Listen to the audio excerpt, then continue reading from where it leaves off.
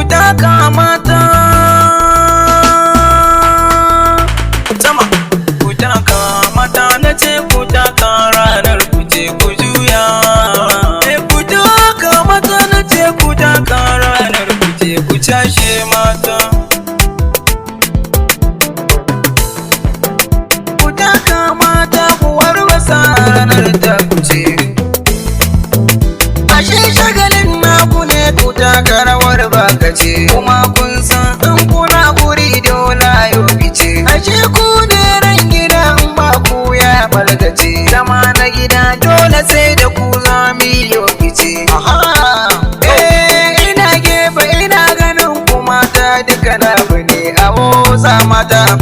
A wakar dai yan Haruna ne ke gaishe da ku.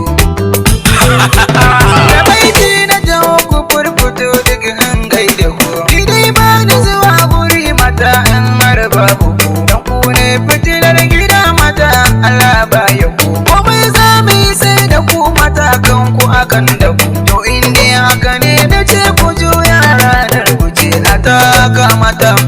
Komai tarin arzikin mutum dole ya sallama, sannan dukan takamar mutum dole ya girmama. Ina kuke mata ku furfuto ku yi min ragama. Komai zane in akwai ku ni ba na tantama. Gaban haka ne bai dukan ku mata ku rike ni sai mu je duka mata.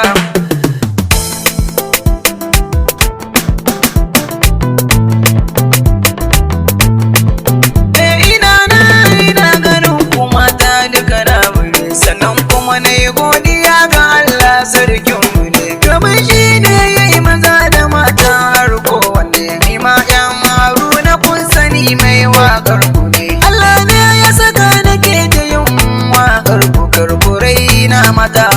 Ku taka rawar sannu mata kar ku yi jiri, da kuma ka ci za ya sani in muku baiti da yi. Guri na ne baiti ɗin ku mata kai marari, domin ku yau gashi na fice in na yi nazari. Allah ne ya da mutum azal in aka gan mutu a duba da ma.